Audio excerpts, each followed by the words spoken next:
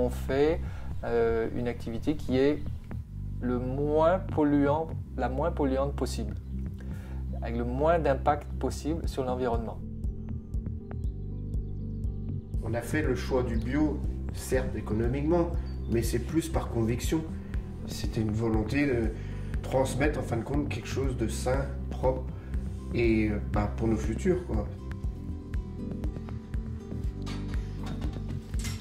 Tout le monde consomme bio aujourd'hui, enfin pas tout le monde je veux dire, mais c'est vrai qu'il y a une tendance quand même pour le bio, pour le local aussi. Donc c'est vrai qu'on est vraiment optimiste pour la suite. J'ai plus l'impression d'être en désaccord avec mes voisins du coup, avec les gens qui habitent à côté de chez moi. Je passe plus avec mon appareil à mettre les pesticides, donc je me sens bien du coup. Il faut mettre l'environnement au cœur de l'agriculture parce que de toute façon, ça devrait être la base de l'agriculture. Passer en bio, c'est pas juste enlever les produits chimiques. Passer en bio, c'est comprendre que les bases agronomiques de l'agriculture conventionnelle nous mènent dans le mur et qu'il y a d'autres manières de faire de l'agriculture. Depuis 70 ans, l'agriculture conventionnelle représente la norme. En Bretagne, c'est le modèle de référence. La région a développé son agriculture autour de l'élevage intensif et la culture à haut rendement, un modèle productiviste qui peine à changer. Pourtant, l'agriculture biologique gagne du terrain et s'impose comme une alternative sérieuse. Les conversions augmentent et les agriculteurs prennent conscience des avantages du bio. Nous avons suivi des agriculteurs et agricultrices. 3 parcours différents mais un point commun, leur engagement vers une agriculture plus durable.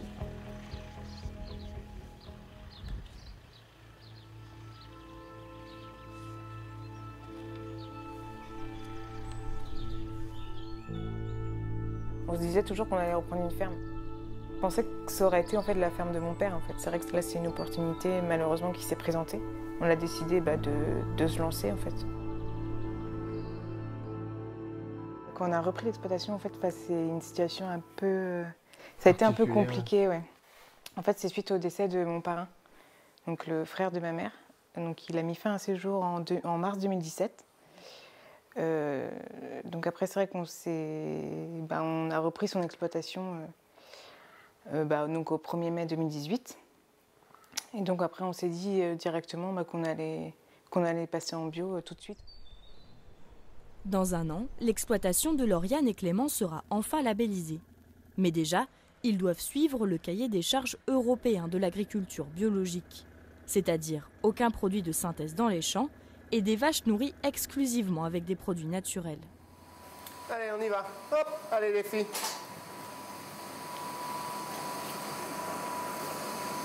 Allez. Pour l'instant, leur lait est vendu au prix du conventionnel, soit 32 centimes le litre au lieu de 45 pour le bio. Une perte de 3 000 € par an, sans compter que les vaches produisent en moyenne 20% de lait en moins. Le passage à la conversion est très dur. Pourquoi? Parce que on achète tout au prix du bio et on vend au prix du conventionnel avec 30 € de plus. Donc on a du mal à joindre les deux bouts. Après, il faut passer par là, mais c'est vrai que le passage au bio, c'est par conviction parce qu'on le voulait. Mais ce qui pouvait nous retenir aussi, c'était la transition pendant les 2 ans qui est très dure à passer, quoi. Le jeune couple ne se dégage qu'un SMIC par mois. Alors pour s'en sortir, Clément travaille dans une boucherie. Je tourne autour des 85 heures, 90 heures semaine. C'est du 7 jours sur 7. Et bon, après, c'est la passion qui passe avant tout. Et bon, c'est comme ça. Le but un jour serait peut-être que j'arrive sur la ferme et donc de développer plus la vente directe. Afin aussi de se dégager peut-être de revenus, quoi. Parce qu'aujourd'hui, c'est pas possible. Allez, on y va. Hop, allez. Chut. L'exploitation compte 70 hectares, dont 20 de maïs et de céréales. Une production entièrement dédiée à l'alimentation des bovins et qui doit bien sûr être cultivée en bio, avec des nouvelles techniques que Clément maîtrise déjà. Le fait de passer en bio, il faut savoir jouer avec le sol, c'est-à-dire il faut faire des faux semis, c'est-à-dire passer avec un outil comme si on semait pour que les adventices, donc les mauvaises herbes, sortent. Et après, en fin de compte, retravaille la terre pour les semer. C'est un autre choix de travail, mais qui prend plus de temps, quoi, parce qu'autrement, la solution radicale, bah, c'est le traitement, et puis bah, c'est bon, quoi. Énergie, protéines et un peu d'azote avec la févrole, quoi. Naturel. C'est bien ça. Le fait que c'est produit sur la ferme, ben, c'est un aliment complet. Après, c'est sûr qu'il existe peut-être des aliments encore plus performants, mais bon, au moins, ça amoindrit notre coût de produire nous-mêmes nos céréales. Lauriane, qui d'habitude travaille à temps plein à la ferme, commence son congé maternité. Ancienne comptable, c'est elle qui gère la trésorerie et toutes les démarches pour obtenir des aides financières. Des demandes auprès de la Chambre d'agriculture et de la communauté de communes. Difficile en revanche de compter sur l'aide européenne pour la conversion. En France, son versement a plusieurs années de retard. On a besoin d'aide parce que c'est vrai que 320 € les millilitres, bah, ça ne permet pas de combler grand-chose en fait. Et c'est aussi pour ça qu'on se dégage qu'un salaire minimum en fait, qui est le SMIC. Mais c'est déjà bien parce que certains n'arrivent même pas à se dégager du salaire. C'est cette année-ci qui est compliquée, quoi. Parce que c'est vraiment l'année charnière en fait où on produit vraiment que du bio et on vend pas en bio, quoi. Donc c'est là que la trésorerie a déboursé, on va dire ça comme ça. Une transition délicate qu'ils sont nombreux ici à avoir vécue. Cette zone, proche du littoral, a été particulièrement touchée par les algues vertes et autres effets nocifs des pesticides. À Plufur, commune voisine de Trémel, la moitié des fermes sont en agriculture biologique. Aujourd'hui, le père de Lauriane ouvre les portes de son exploitation. Maire du village, il est aussi agriculteur bio depuis 20 ans.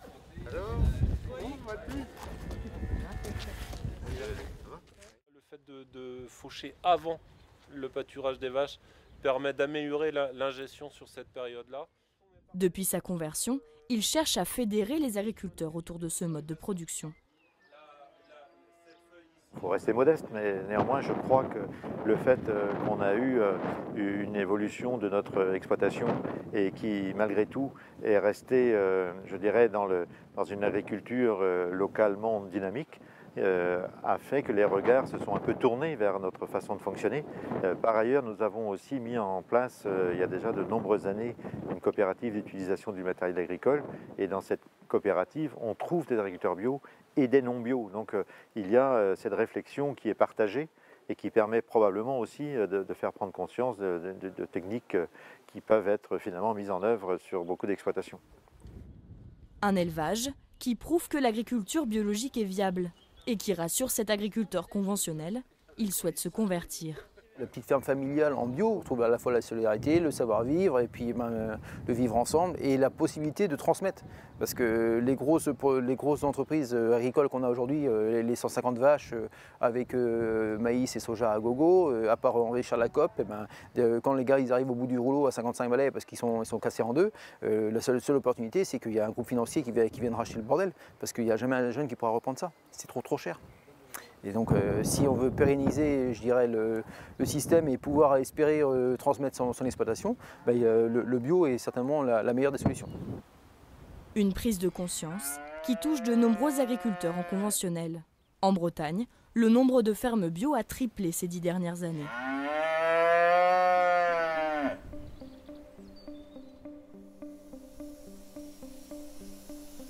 Le bio aussi, nous, on a retrouvé les valeurs humaines qu'on avait perdues. Ah ouais. Vous êtes de quelle commune déjà, Corsal, c'est ça? Plus du nord. Mais ouais. Mais c'est vrai, hein, et c'est marrant, on voit de plus en plus de gens venir chercher le lait, je me perds. C'est bien, je trouve que les gens viennent à la ferme. Ah mais moi aussi. Si Patrice est fier de vendre son lait aux particuliers, c'est parce qu'il est bio. Cet agriculteur costarmoricain a entamé une conversion en 2016, un changement de taille après 20 ans de conventionnel. Un an après la conversion, je trouve qu'on est plus cool. Déjà, on se lève le matin, on est content de se lever. On n'a pas de regard négatif des citadins ou sur notre métier. Nous, on a une ferme tout autour du bourg. Donc il y avait un impact très grand sur nos voisins. Des fois, j'étais en train de faire un fongicide au blé, puis il y avait des jeunes en train de jouer au foot.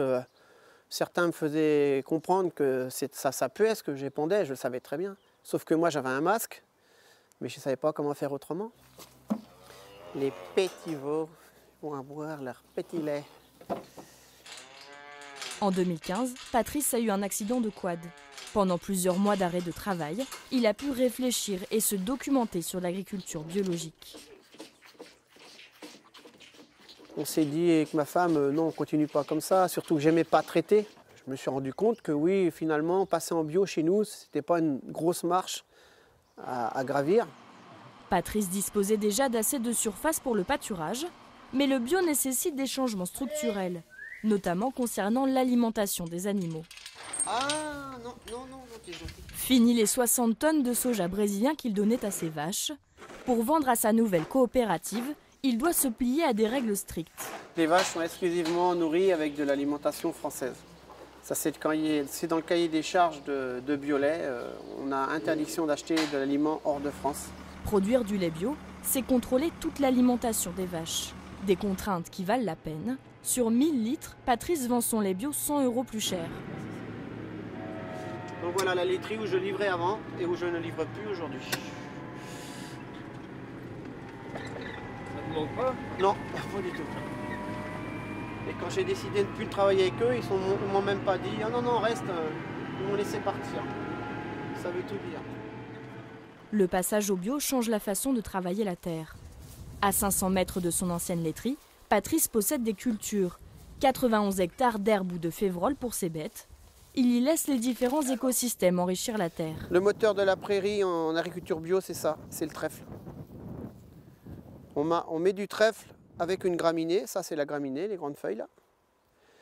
Et le trèfle va synthétiser l'azote de l'air et par les nodosités dans le sol, va restituer l'azote à la graminée qui elle va pousser. Donc nous n'apportons pas d'engrais chimiques parce que la prairie pousse tout seul grâce à ce mariage-là. De toute façon, la base de l'agriculture biologique, c'est d'associer des cultures qui s'entraident en fin de compte. La nature est jolie. Hein. Comme beaucoup d'agriculteurs bio, Patrice est entouré de voisins qui utilisent des pesticides. 93% des surfaces bretonnes sont en conventionnel. Les champs bio ne sont pas toujours épargnés. C'est un champ de colza et bon, après, il continue à traiter. Mais l'avantage que j'ai, c'est que j'ai une haie d'arbres entre son champ et mon champ. Donc la pollution par ces produits phytosanitaires sont quand même moindres. Et dans l'idéal, ça serait que personne ne traite. Parce qu'il y a aussi une partie des produits chimiques qui sont épandus vers les plantes qui se retrouvent dans l'atmosphère. Finalement, il y a des produits phytosanitaires partout. 56 700 tonnes de pesticides sont achetées chaque année en France. Ils sont utilisés sur de vastes surfaces agricoles et contaminent l'air, les sols et les eaux. Pourtant, ces grandes exploitations continuent d'être encouragées par les politiques européennes. Sur un budget annuel de 58 milliards d'euros pour la politique agricole commune, les 3/4 sont distribués en fonction du nombre d'hectares, sans prendre en compte le mode de production. C'est aberrant ce système-là. Il ne tient pas à long terme, mais il est tellement puissamment ancré dans la culture agricole que c'est très difficile de changer. Jacques Capla est membre d'Agir pour l'environnement. Il milite pour une réorientation du budget de la PAC. On a vraiment eu, depuis les années 90, un système d'aide agricole construit pour encourager l'agrandissement. Parce que c'était le dogme économique. Et typiquement, il y a des choses qui avaient une cohérence, qui étaient logiques il y a 50 ans, mais qui ne sont plus logiques aujourd'hui. Donc l'urgence aujourd'hui, si on veut sortir l'agriculture de la crise, c'est d'offrir la possibilité aux agriculteurs de changer. Moi, je ne vais pas reprocher à un agriculteur conventionnel de rester conventionnel s'il perd de l'argent en changeant. Enfin, un agriculteur, il faut qu'il gagne sa vie. Donc quand tous les dispositifs sont faits pour financer le système aberrant, les agriculteurs, ils restent dans le système aberrant, ils n'ont pas le choix.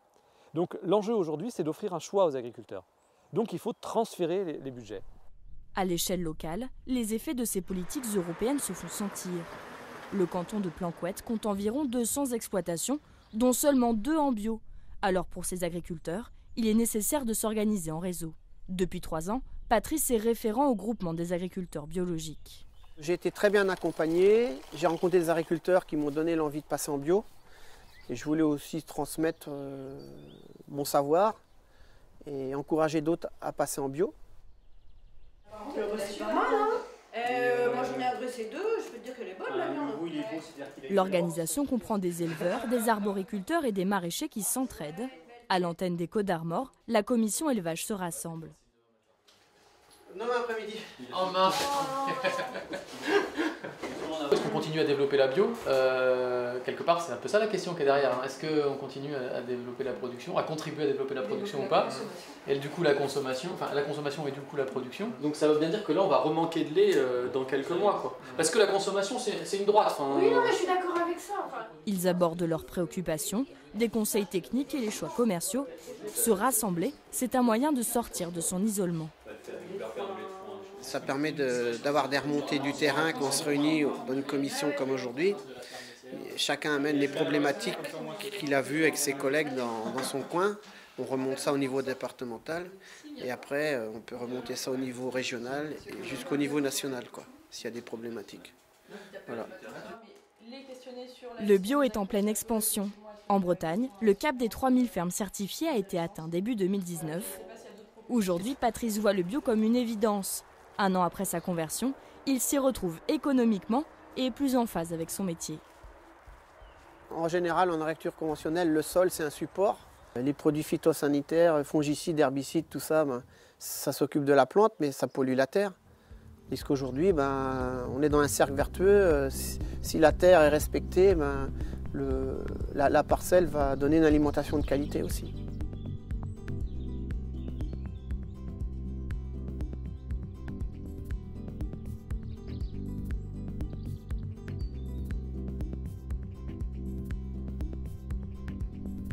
Je peux bien faire plein de gestes, hein, recycler mon verre, recycler mes papiers, manger local, etc. etc. Et je trouvais que le plus grand geste écologiste que je pouvais faire, c'était de mettre toute une ferme comme ça, au moins sans produits chimiques et travailler en agriculture bio, quoi. Ça me semblait un pari, mais en adéquation avec mes idées, quoi. Un geste écologiste qu'ils étaient peu à faire en 1998. Marc Pogam a repris la ferme familiale pour la passer en bio, avec déjà ce souci des écosystèmes. Ce qui est intéressant avec l'agriculture biologique, c'est qu'elle respecte la biodiversité, autant autour des champs avec les haies, etc., que également au niveau du sol. Et au niveau du sol, c'est vrai que c'est là qu'est le premier maillon de la biodiversité, avec l'ensemble des insectes, des vers qui s'y trouvent, et qui font vraiment la fertilité du sol, quoi.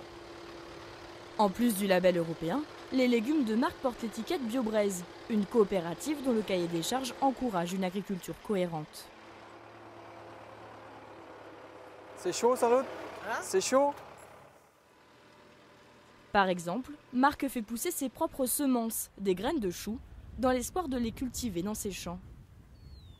Pour cet agriculteur engagé, c'est un élément sur lequel le cahier des charges européen n'est pas assez exigeant.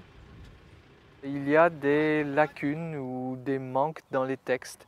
Et dans ces failles-là, il est possible de faire également une agriculture bio, mais hyper intensive, hyper productive. Et que le consommateur, lorsqu'il va dans un magasin bio chercher son légume bio, il n'a pas forcément en tête les subtilités liées à des règles de production. Il se trouve par exemple pour les graines, il existe donc des graines issues de biotechnologie faites par les grandes maisons semencières et qui sont vraiment très proches de l'OGM. L'exploitation de Marc est pratiquement autonome. Le système de rotation entre le maraîchage et les bovins est bien rodé. Le fait qu'il y ait des vaches sur la ferme, ça permet d'avoir des terres qui sont en herbe pour se reposer et puis d'autres terres qui sont en culture. Et voilà, pendant 4-5 ans en herbe pour les vaches et pendant 2-3 ans en culture. Ce qui fait que là, le sol s'épuise un peu. Heureusement, pour régénérer et renourrir le sol, il y a le fumier produit par les vaches en hiver. Tout le monde se nourrit du sol, les bêtes, les légumes, voilà. Un mode de production qu'il transmet à son fils Aurélien. En formation agricole, il n'y est pas vraiment sensibilisé. Les cours sont déclinés parfois sur l'agriculture biologique, mais c'est globalement sur l'agriculture intensive et conventionnelle. Et tu en penses quoi? C'est un manque d'ouverture, je pense, mais aujourd'hui, les jeunes qui se forment, ils sont plus en conventionnel, mais même si ça tend à changer. Mais c'est bien, je trouve que les profs nous ouvrent un peu sur l'agriculture biologique, puisqu'on n'a pas tous connu ce que moi j'ai connu quand j'étais petit, quoi. C'était un gros bouleversement sur la ferme de passer en bio, évidemment. Mes parents ont toujours fait comme le prenaient en gros les chambres d'agriculture et les coopératives agricoles, hein, de cultiver selon les modes de l'agriculture avec l'aide de produits chimiques. Bon, ben voilà, des engrais, des insecticides, des fongicides, toutes sortes de cides. Voilà, des choses qui tuent, quoi. Malgré 20 ans en agriculture biologique, il reste des traces de produits que la société, depuis 50 ans, a souhaité utiliser pour une agriculture de production massive, quoi. Voilà. Donc il faut revenir là-dessus, quoi, le plus tôt possible. Et on sait que ce sera très long de remettre une nature plus... et des sols, en tout cas, et de l'eau indemne de ces produits, quoi.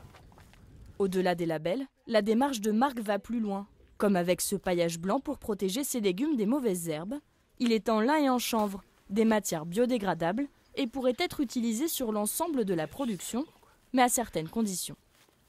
C'est un peu plus compliqué à poser, à faire dérouler sur la terre, et à planter dedans, c'est un peu plus compliqué.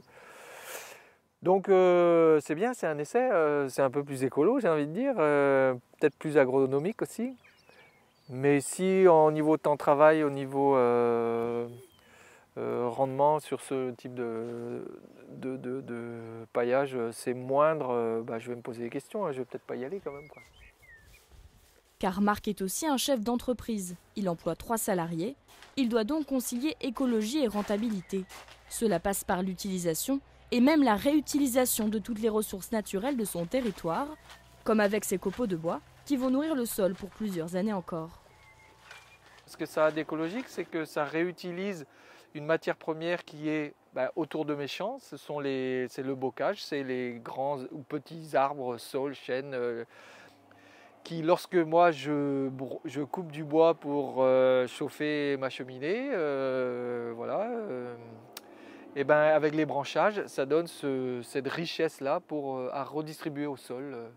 Donc c'est quelque chose qui ne vient pas de loin, ça vient de quelques centaines de mètres parfois, autour de mes champs. Comme chaque semaine, Cécilia, l'épouse de Marc, découpe des légumes frais. Une partie de la production est vendue directement aux consommateurs.